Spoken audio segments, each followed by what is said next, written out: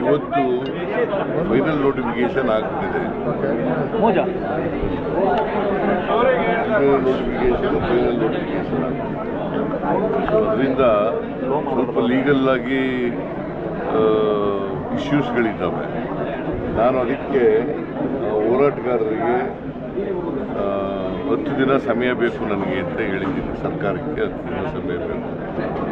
15ನೇ ತಾರೀಕಿಗೆ ಸಭೆ ತೀರ್ಮಾನ ಆಗಿದೆ. ಡೇಟು 15ನೇ ತಾರೀಕಿಗೆ ಸಭೆ ಬೆಳಿಗ್ಗೆ 11 ಗಂಟೆಗೆ. ರವಿಕುಮಾರ್ ವಿರುದ್ಧ IAS ಅಧಿಕಾರಿಗಳು ಕಂಪ್ಲೇಂಟ್ ಕೊಟ್ಟಿದ್ದಾರೆ.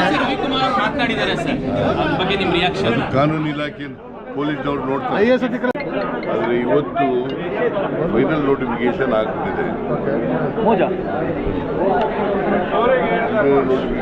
ಫೈನಲ್ ನೋಟಿಫಿಕೇಶನ್ ಅದರಿಂದ ಸ್ವಲ್ಪ ಲೀಗಲ್ ಆಗಿ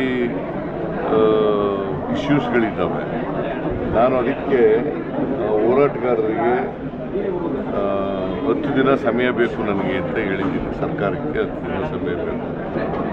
15ನೇ ತಾರೀಕಿಗೆ ಸಭೆ ತೀರ್ಮಾನ ಆಗಿದೆ. ಡೇಟು 15ನೇ ತಾರೀಕಿಗೆ ಸಭೆ ಬೆಳಿಗ್ಗೆ 11 ಗಂಟೆಗೆ. ರವಿಕುಮಾರ್ ವಿರುದ್ಧ IAS ಅಧಿಕಾರಿಗಳು ಕಂಪ್ಲೇಂಟ್ ಕೊಟ್ಟಿದ್ದಾರೆ.